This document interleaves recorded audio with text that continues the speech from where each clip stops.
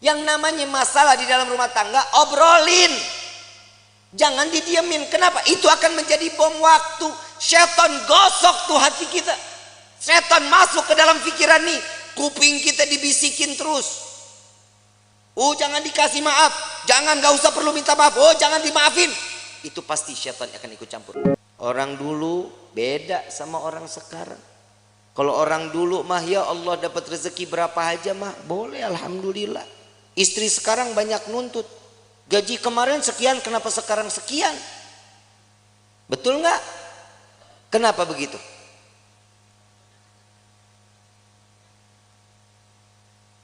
Urusan rezeki siapa yang kasih?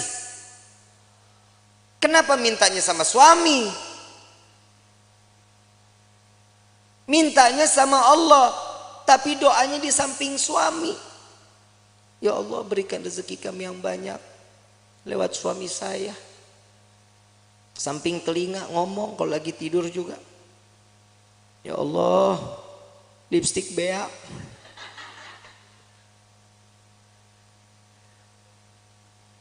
Itu suami pasti mimpinya nggak bagus. Rumah tangga itu dijalanin, bukan dipikirin. Betul nggak? Jalanin rumah tangga. Ya ada kerikil-kerikil rumah tangga, ya wajar. Kita jalan aja kadang suka ada yang bolong jalanan. Betul? Saat dimana kerikil itu ada, itu pembelajaran bagaimana caranya kerikil itu hilang. Ambil sapu, singkirin. Jangan ditimbun, bakal jadi gede. Orang lewat susah. Yang namanya rumah tangga itu jalanin. Jalanin semata karena apa? Karena Allah. Cari ridho, selamat, imannya juga dipakai. Yang namanya manusia itu ditegur lewat perkataan Allah. Takwanya yang diingetin. Kenapa? Karena pernikahan itu wajib dijalani dengan ketakwaan, dengan ibadah kepada Allah.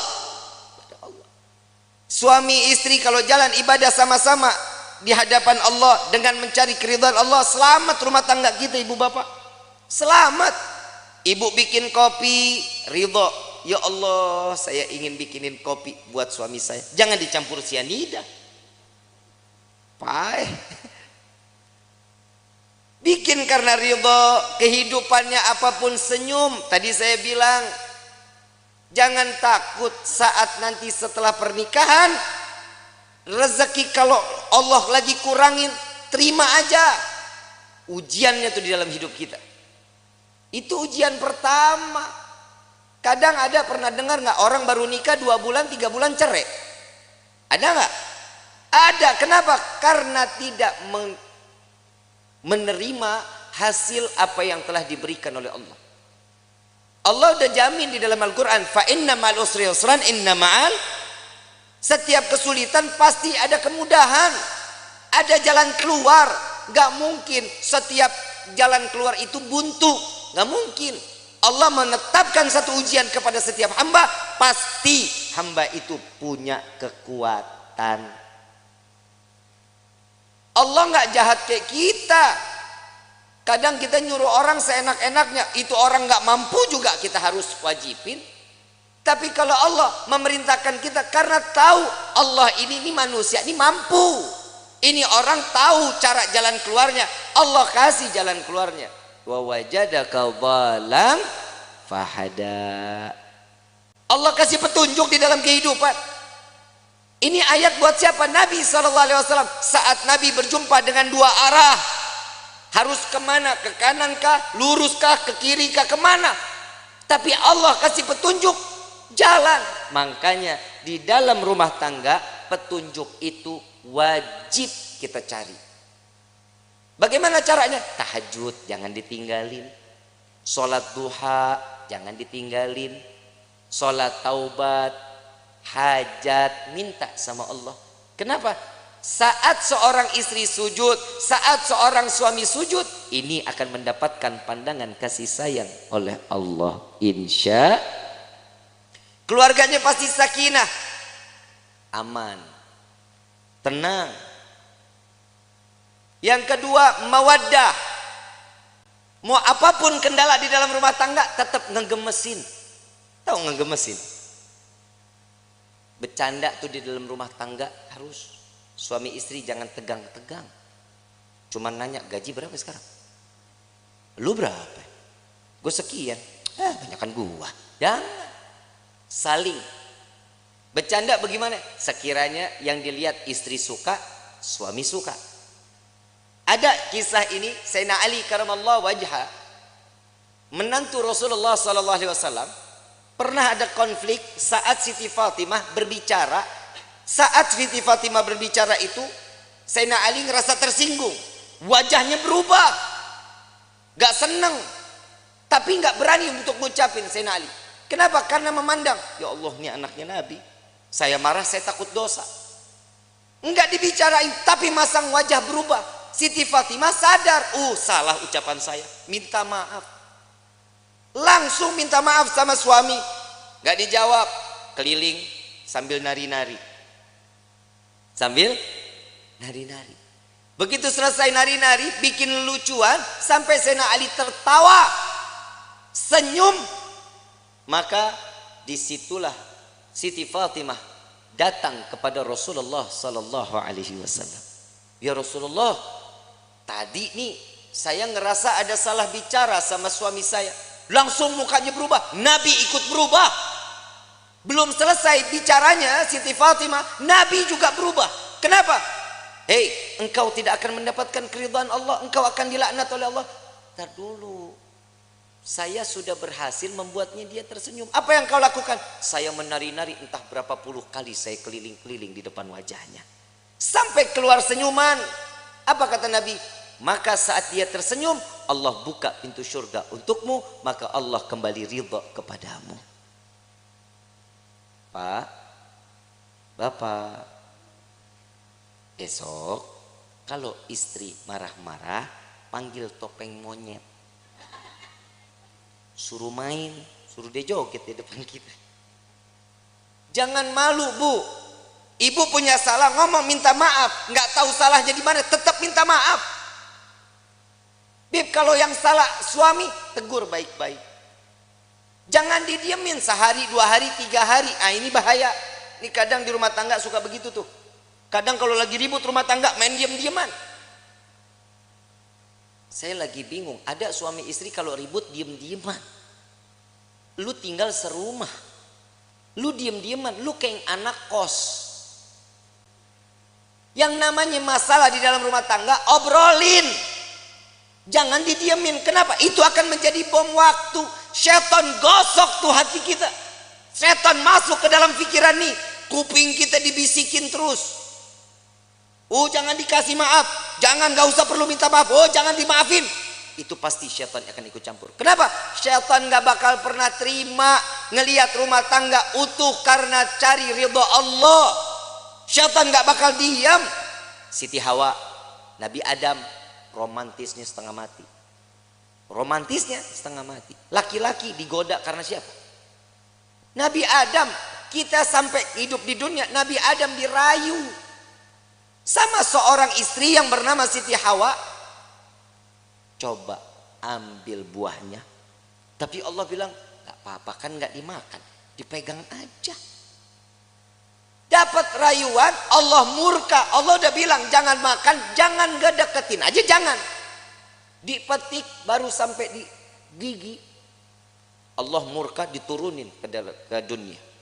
Coba kalau Nabi Adam gak makan, gak ngedeketin, kita hidup di sorga semuanya ini. Tapi kadang manusia suka nuntut macem-macem sama Allah. Kalau lu mau nuntut, nuntutnya Nabi Adam. Gara-gara Nabi Adam makan buah khuldi, kita jadi ada di walahar. Aturan kan kita di sorga semuanya ada. Gak capek-capek kerja, capek-capek nulis CV, ngajuin, kadang diterima, kadang kagak. S1 cleaning service. Kadang begitu. Kalau kita hidup di sorga kan nikmat, tapi inilah bagaimana kita bisa kembali ke dalam surga. Ujian dalam hidup itu yang membuat kita kuat di dalam iman kehadapan Allah. Suami mah perintahnya dikit, cuman ngasih nafkah yang halal, memberikan satu kebaikan, jangan mencontohkan suatu keburukan. Itu tugas suami. Istri pasar, masak, sajiin makanan, betul. Ngurusin anak, rapihin rumah, betul. Nyuci, ngepel, nyapu, nyetrika. Banyak gak kerjaannya? Emang elu tugasnya. Terus fungsinya suami ringanin beban istrinya, itu suami.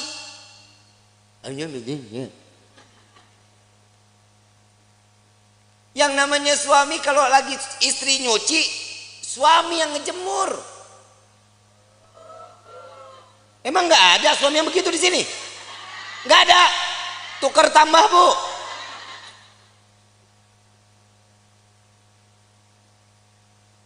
Suami angkatin jemuran, istri yang nyetrika. Nggak ada. Suami yang ke pasar, istri yang masak. Nggak ada. Ya derita lu dah. Ngeringanin beban istri itu salah satu pahala untuk suami. Minimal saat istri lelah, pundak kita berharga, Pak, buat istri. Saat istri mengadu, yang aku capek hari ini, sini saya. Sini. Gak ada yang begitu, gak ada. Berarti di dunia laki gue doang yang begitu tuh. Lah ngapa lu? Lah bini-bini gua. Ini fungsinya mawaddah, saling manja, gemesin. Tuh tingkah laku yang begitu aja ibu pada teriak. Kenapa? Gemes banget begitu. Yang ketiga, warahmah. Hibur kehidupannya dengan kasih sayang. Pegangan tangan, rahmat. Allah turunin kasih sayangnya, rontok dosa kecilnya, pandangan-pandangan mata, cintanya makin tumbuh. Tapi Pak, jujur kita jadi suami banyak ngedoain istri, istri belum tentu doain kita, Pak. Lah emang benar, Pak. Boleh dipercaya mau enggak, Bapak ntar tidur pandangan-pandangan mata, yang namanya suami ngelihat istri, pasti di dalam hatinya, ya Allah, istri saya capek dari pagi sampai gini hari, belum ngurusin saya, belum apa-apa, ya Allah, kesian. Jadiin semuanya capeknya, lelahnya jadi nilai ibadah di hadapan-Mu, ya Allah. Itu suami doanya. Kalau istri ngelihat kita, Pak, lagi tidur pandang-pandangannya, elah laki gue begini banget, mana mata belok, hidung pesek, hitam, hidup lagi. Tuh istri begitu. Tapi ingat, Pak, semua apa yang dilakukan oleh seorang istri contoh dari suaminya. Bapak mau lihat istri wangi, Bapak juga tampil wangi dong. Ya, jangan tiap hari pakainya 1000 bunga, 1000 bunga, 1000 bunga. Istri juga enak pakai yang kerenan gitu. Hahaha. Betul kan, Bu? Tapi memang istri itu dituntut wajib wangi di depan suami. Lu mah kagak. Mana apek, bore mason, cap kampak, GPU, kan? Bu, jangan dulu dah, Mayang aja. Mayang, ini kan malam pertama nih, Yusuf, iya. Ini dalam hatinya, Habib udahan ke. Mayang, tampilnya sebagaimana pengantin baru terus sampai mati menjadi pengantin baru. Ya, minimal kalau tidur nggak males pakai bedak, pakai lipstik.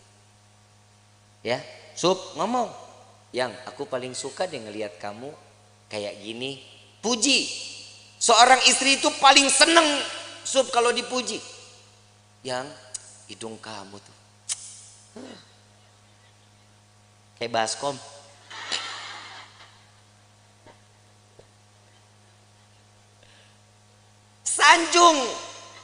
sanjung istri. Yang Nabi sering sanjung istri, disanjungkan sama Nabi kan. Disanjung Humairah yang pipinya kemerah-merahan. Bapak ngomong, nih Dibit masalahnya orang hitam legem. Mana merahnya? Ya minimal kan dipanggil manis kan bisa. Sweetie kan bisa. Jangan dipanggil Blacky. Wah. Jangan. Karena kasih sayang itu timbul juga dari panggilan.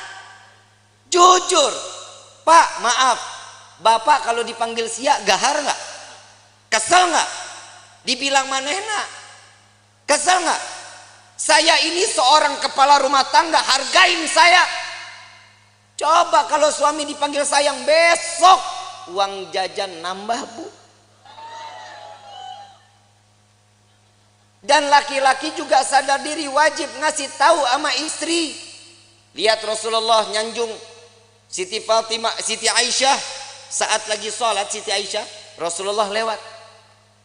Ya Allah, terima amal ibadah Aisyah. Ya Allah, ampuni dosa Aisyah. Ya Allah, masukkan Aisyah ke dalam surgamu. Doa di hadapan Siti Aisyah. Siti Aisyah lagi sholat. Begitu selesai sholat langsung kabur. Ya Rasulullah, tadi aku dengar engkau doakan aku. Iya ya Aisyah. Gimana perasaannya? Wah, senang. Begitulah caraku mendoakan umatku, kata Nabi Muhammad SAW. Ternyata doanya Nabi Muhammad tetap buat umat.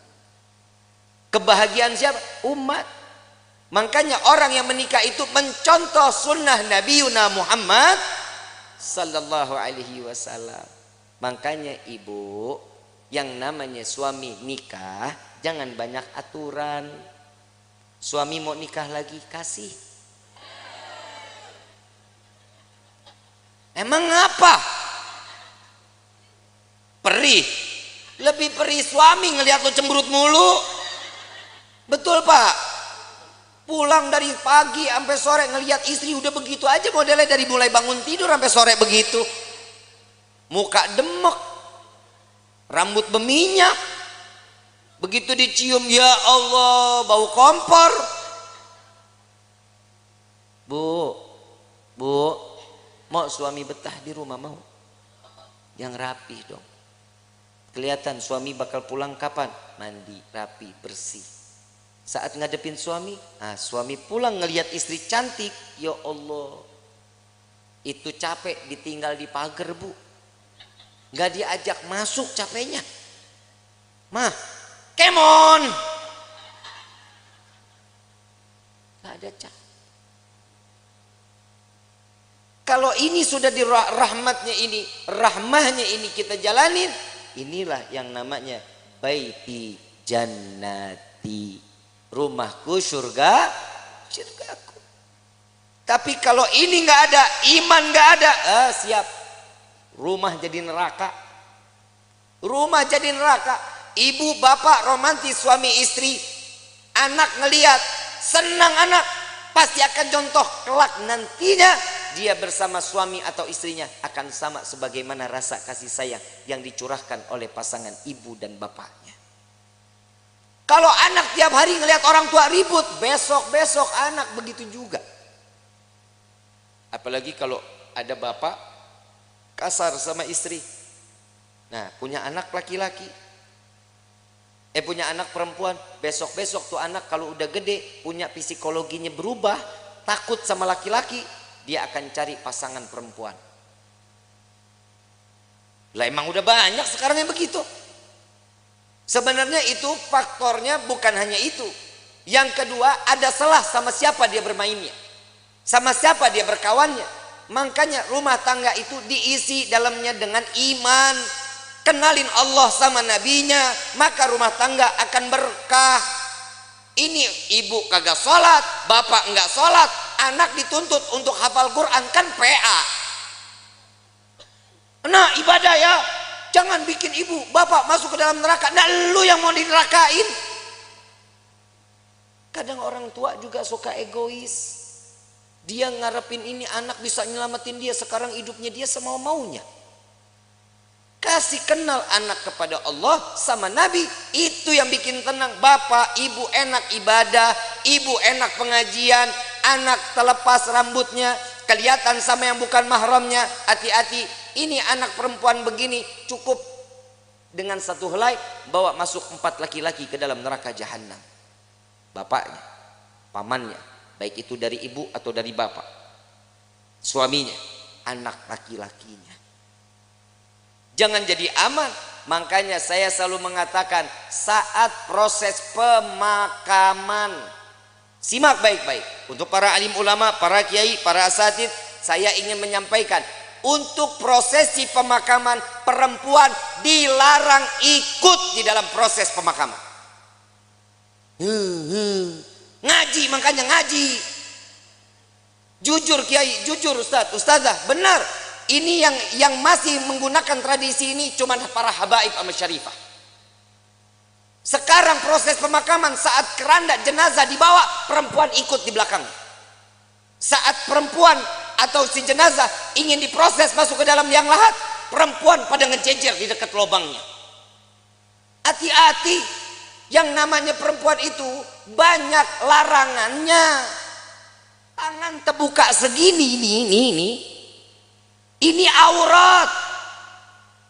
Ibu yang ngebuka aurat, jenazah yang disiksa.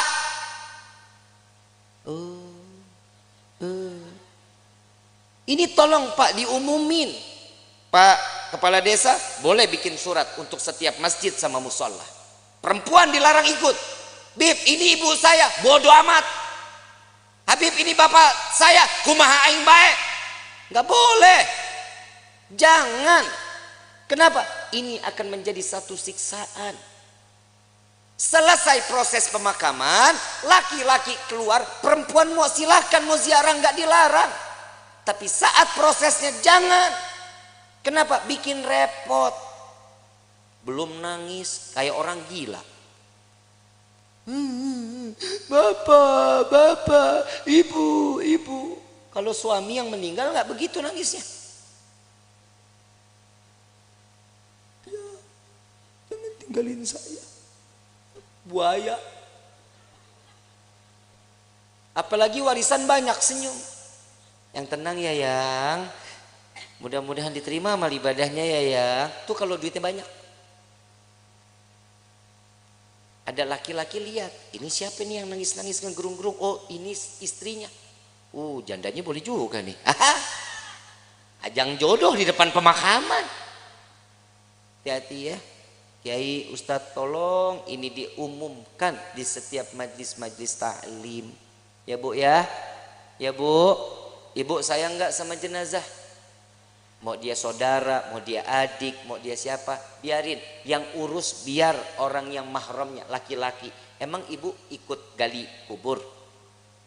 Ibu ikut nguruk? Ibu ikut ngapain? Nontonin aja Habib. Emang perempuan tuh banyak keponya. Entar tuh dia di atas makam, nanya, itu diapain? Tuh jenazah bisa jawab, kamu nanya.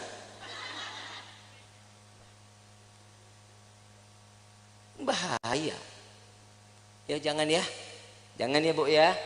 Mulai sekarang nggak boleh ikut lagi, insya Allah. Nanti kalau suatu saat, mudah-mudahan kita semua dikasih umur panjang, sehat afiah untuk ibadah kepada Allah, amin ya rabbal. Allahumma, entah keluarga kita yang meninggal, biarin aja, biarin sampai selesai. Mau ikut ke pemakaman boleh, tapi nunggu selesai proses, laki-laki keluar, perempuan baru masuk. Ya, ikut situ, mau tebar bunga silahkan, ya, mau naruh air mawar silahkan, nggak apa-apa. Tapi saat proses, perempuan jangan ada yang ikut. Kenapa? Ini yang akan menjadi penyebab siksaan untuk ahlil kubur. Na'udzubillahi min dzalik. Kenapa? Karena perempuan itu banyak larangannya. Paham ya? Insya kurang lebih mohon dibukakan pintu maaf yang seluas-luasnya. Wabillahi taufiq wal hidayah. Wassalamualaikum warahmatullahi wabarakatuh.